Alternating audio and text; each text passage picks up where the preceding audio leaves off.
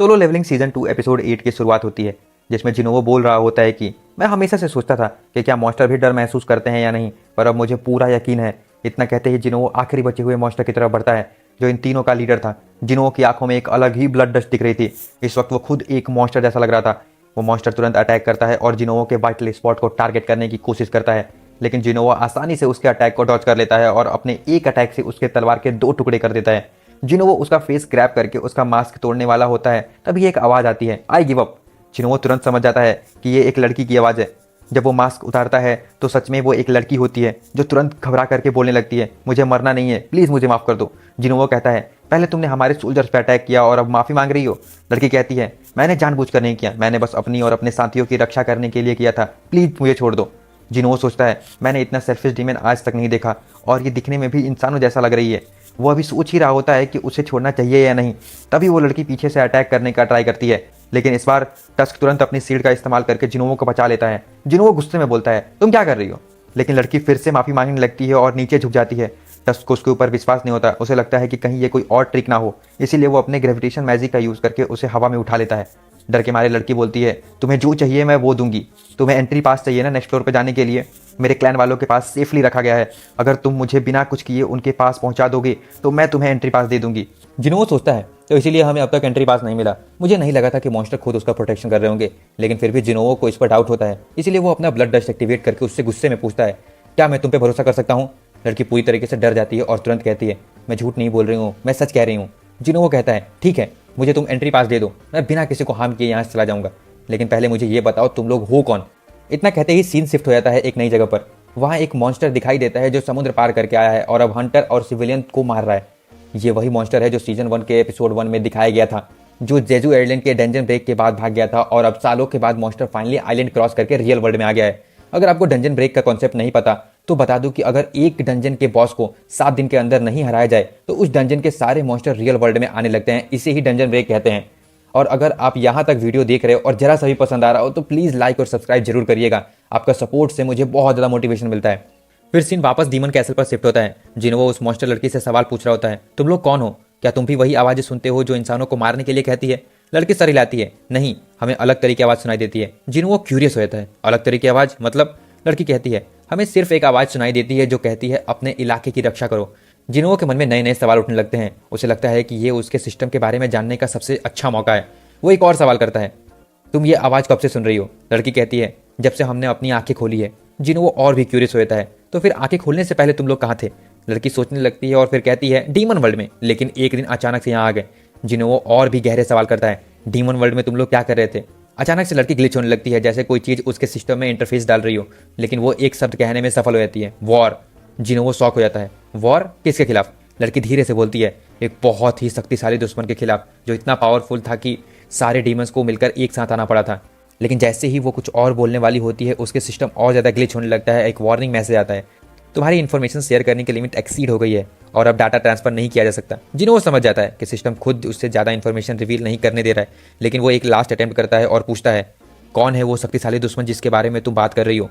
लड़की कुछ कहने वाली होती है, लेकिन तभी सिस्टम फिर से इंटरफेस डाल देता है। इस बार वो बेहोश हो जाती है। अब जिनवो के सामने और भी ज़्यादा बड़े सवाल हैं। कौन है वो पावरफुल एनिमी जिसके लिए डीमन एक साथ आए थे, और जिनवो को सिस्टम इतनी इन्फॉर्मेशन क्यों नहीं देना चाहता? सीन वापस एंड मॉन्स्टर की तरफ शिफ्ट हो जाता है, जिससे कुछ हंटर्स फाइट कर रहे होते हैं। धीरे धीरे उन्हें समझ में आने लगता है कि ये कोई नॉर्मल मॉन्स्टर नहीं है। इस एंड मॉन्स्टर की स्ट्रैटेजी अलग होती है। सबसे पहले ये ग्रुप के सबसे वीकेस्ट हंटर को मार डालता है, फिर बिना किसी देरी के हीलर को भी खत्म कर देता है, जिससे टीम के बचे खुचे लोग डिफेंसलेस हो जाएंगे। इस मॉन्स्टर के पास सिर्फ ब्रूट स्ट्रेंथ ही नहीं, बल्कि एक इंटेलिजेंट हंटिंग इंस्टिंक्ट भी होती है। लेकिन तभी हमें पता चलता है कि ये एक वीडियो क्लिप थी जो कोरिया के हंटर एसोसिएशन के मीटिंग रूम में चल रही थी।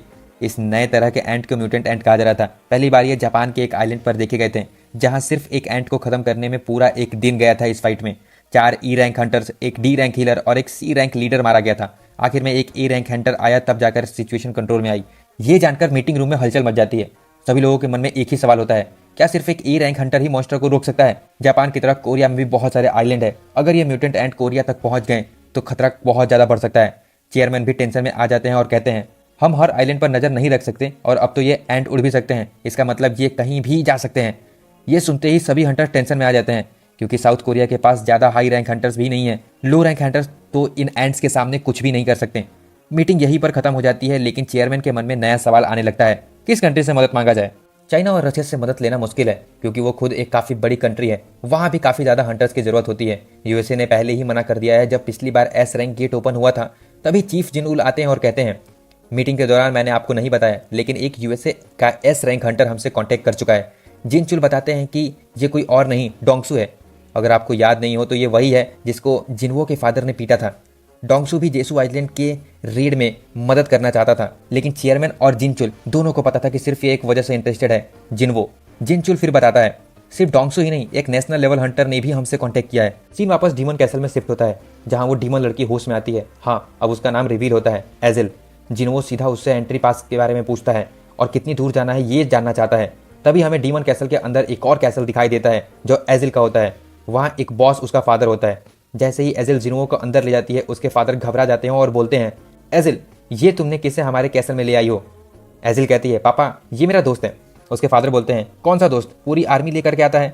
इतना कहते ही सारे डीमन नाइट्स जिनवो को घेर लेते हैं लेकिन जिनवो शांत रहता है और कहता है, मैंने एजिल से प्रॉमिस किया है कि मुझे सिर्फ एंट्री पास चाहिए, अगर मुझे ये मिल जाए तो मैं बिना किसी को हार्म किए यहाँ से चला जाऊंगा। एजिल के फादर को पता होता है कि कोई नीचे के फ्लोर को बहुत तेज स्पीड से क्लियर करता हुआ ऊपर आ रहा था। उसे समझ में आ जाता है कि जिनवो को रोकना नामुमकिन है। वो थोड़ी देर सोचता है फिर कहता है, तुम्हें सिर्फ एंट्री पास चाहिए है ना। जिनवो कहता है, हाँ, और मुझे एजिल भी चाहिए कुछ दिनों के लिए। एजिल के फादर शॉक हो जाते हैं, तुम मेरी बेटी को लेकर के जाना चाहते हो क्यों। जिनवो कामली रिप्लाई करता है, क्योंकि वो बाकी एंट्री पासेस को लोकेशन जानती है, मुझे एक गाइड चाहिए। एजिल के फादर सोच में पड़ जाते हैं। वो एक बाप है, चाहे मॉन्स्टर हो या इंसान, अपनी बेटी की सेफ्टी उसके लिए सबसे जरूरी है। वो पूछता है, तुम मेरी बेटी को डेंजर में तो नहीं डालोगे ना। जिनवो अंदर ही अंदर सोचता है, मॉन्स्टर भी अपनी बेटी की चिंता करते हैं, लेकिन वो कहता है, मैं प्रॉमिस करता हूँ कि वो सेफ रहेगी। आखिरकार एजिल के फादर जिनवो को एंट्री पास दे देते हैं। अब से हर फ्लोर क्लियर करने के लिए एंट्री पास लगेगा। जिनवो एजिल को लेकर के निकलने लगता है और उसे एक छोटी सी इंस्ट्रक्शन देता है, लड़ाई के बीच में बिल्कुल भी इंटरफेयर मत करना। जिनवो नेक्स्ट फ्लोर पे पहुंचता है और फाइट के लिए रेडी हो जाता है। तभी एजिल बोल पड़ती है, एक मिनट, ये वाइन बोतल ले जाओ, मेरे पापा ने दिया है, अगर तुम इसे क्लैन के हेड को दोगे तो वो खुश हो जाएंगे और नेगोशिएशन आसानी से हो जाएगी। जिनवो कंफ्यूज हो जाता है, नेगोशिएशन, क्या तुम्हारे क्लैन और इस क्लैन के बीच दोस्ती है। एजिल कहती है, नहीं। जिनवो थोड़ा मुस्कुराकर कहता है, तो फिर नेगोशिएशन की जरूरत ही नहीं है। फिर वो एजिल से कहता है, तुम यहीं वेट करो, मुझे ज़्यादा टाइम नहीं लगेगा। ये बोलते ही जिनवो फाइट करने के लिए चला जाता है। अब फिर से हमें हंटर एसोसिएशन का सीन दिखाया जाता है जहां पर जिनचुल और चेयरमैन एक नेशनल लेवल हंटर से बात कर रहे होते हैं। सबसे पहले वो हंटर जिनवो के बारे में पूछता है, तुम्हें पता है वो अभी कहाँ है, जिसमें जिनचुल मना कर देता है और कहता है वो हमेशा इसी तरह गायब हो जाते हैं। फिर वो लोग और भी बातें करते हैं और हाथ मिलाते वक्त वो हंटर बोलता है, अच्छा मुझे ये बताओ कि जेजू आइलैंड का क्या सीन है। सच बोलो तो मैं भी हेल्प करना चाहता हूँ बट मैं बहुत बिजी हूँ और वैसे भी साउथ कोरिया के पास इतना पैसा नहीं है कि वो मुझे हायर कर सके। इतना बोलकर वो चला जाता है। चेयरमैन को लगा कि वो जेजू आइलैंड रेड में हेल्प करने आया है बट ऐसा बिल्कुल नहीं था। ये सुनकर चेयरमैन काफ़ी डिसअपॉइंट हो जाते हैं, जिसपे जिनचुल कहता है, सर आप चिंता मत कीजिए, जापान वालों ने ऑलरेडी कंफर्म कर दिया है कि वो जेजू रेड में हमारी हेल्प करेंगे और जापान का सबसे बड़े गिल्ड का एक हंटर हमसे किसी भी वक्त मिलने आ रहा होगा। सीन फिर से डीमन कैसल की तरफ शिफ्ट हो जाता है। जिन्होंने इजीली सारे फ्लोर क्लियर करते जा रहा था जिसकी वजह से उसकी लेवल बहुत तेजी से बढ़ रहा था। अब वो लेवल 87 तक पहुंच चुका था। सिर्फ यही नहीं, अब जिन्होंने अपने शैडो आर्मी के सोल्जर्स को प्रमोट भी कर सकता था बट फिलहाल सिर्फ 2 ही सोल्जर्स को प्रमोट करने का ऑप्शन था, एग्रिस एंड टैंक। जिन्होंने उन दोनों को प्रमोट कर देता है जिसके बाद एग्रिस नाइट से इलाइट नाइट बन जाता है एंड टैंक इलाइट से नाइट बन जाता है। उसके बाद जिन्हों को इनके नए नाम रखने का भी ऑप्शन मिलता है बट वो कोई नाम नहीं रखता। जिन्हों उनकी ऑरा फील कर सकता था और उसे क्लियरली समझ में आ रहा था कि एग्रिस अब एक एस रैंक हंटर जितना पावरफुल बन चुका था एंड टैंक एक top level A rank Hunter जितना पावरफुल हो गया था। इतने में एजिल पहुंचती है, अब तक आप कितने क्लैंस को हरा चुके हो। जिन्हों बोलता है, हम अब 89 फ्लोर पे हैं एंड टॉप 9 क्लैंस का काम तमाम कर चुके हैं। एजिल बोलती है, 90th फ्लोर से काफी हाई रैंक के नोबल्स आने वाले हैं जो बहुत पावरफुल होंगे, तो आप ट्राई करना कि नेगोशिएशन करें, शायद वो लोग भी एंट्री पास देते जैसे हमारे क्लैन वालों ने दिया था। जिन्हों हल्की सी स्माइल करता है और बोलता है, अगर मैं कमजोर होता तो क्या तुम्हारे क्लैन वाले मुझे एंट्री पास दे देते। ये सुन के एजिल शॉक हो जाती है, लेकिन जिन्हों फिर कहता है, और वैसे भी मुझे तुम्हारे क्लैन को नंबर 1 बनाना है। एजिल कंफ्यूज होकर पूछती है, आखिर आप हमारी मदद क्यों कर रहे हो। जिन्हों कहता है, बिकॉज तुम मुझे अच्छी लगती हो। ये सुन के एजिल पूरा ब्लश करने लगती है। उसके बाद फाइनली जिन्हों 90th फ्लोर एंटर करता है और जैसा कि एजिल ने बताया था, यहाँ के मॉन्स्टर सच में काफी पावरफुल होते हैं। नीचे के फ्लोर के कंपैरिजन में यहाँ पे जिनोवा का माना भी बहुत फास्ट ड्रेन हो रहा था। फिर भी जिनोवा इजीली 97th फ्लोर तक पहुंच जाता है और वहाँ के बॉस को डिफीट कर देता है। उसके बाद जिनोवा एजिल से कहता है, तुमने ऑलरेडी मेरी बहुत मदद कर दी है, अब तुम यहाँ से जा सकती हो, आगे की मैं संभाल लूंगा। पर एजिल कहती है, नहीं, मैं आपके साथ जाना चाहती हूँ, मुझे देखना है इस फाइट का रिजल्ट। जिनोवा कहता है, ठीक है, जैसा तुम चाहो। फिर सिन हंटर एसोसिएशन के मीटिंग रूम में शिफ्ट होता है। यहाँ जापान के सबसे बड़े गिल्ड का एक टॉप हंटर यूजी कोटो भी मीटिंग में होता है। वो लोग जेजू आइलैंड रेड की स्ट्रेटजी डिस्कस कर रहे होते हैं। कोटो बोलता है, हमें एक साथ काम करना चाहिए जेजू आइलैंड रेड में, हमारे गिल्ड में 11 एस रैंक हंटर हैं। ये सुनकर सब शॉक हो जाते हैं।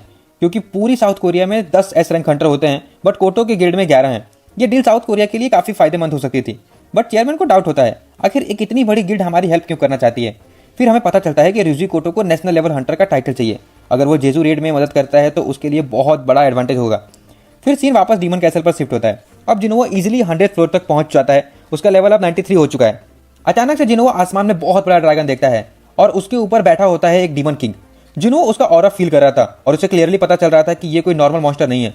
जिनोवा पहली बार खुद पे डाउट करता है, क्या मैं इसे हरा पाऊंगा? और इसके बाद एपिसोड एंड हो जाता है। क्या आपको पता है कि डीमन किंग का नाम क्या है? जो सबसे पहले आंसर देगा उसका कमेंट पिन कर देंगे एंड नेक्स्ट वीडियो में शाउट आउट भी दूंगा। अगर आपको एक्सप्लेनेशन पसंद आया हो तो प्लीज़ लाइक एंड सब्सक्राइब करिएगा, और कौन सा एनिमे आप एक्सप्लेनेशन चाहते हैं जरूर कमेंट सेक्शन में बताइएगा। मिलते हैं आप लोगों से नेक्स्ट वीडियो में। Thank you.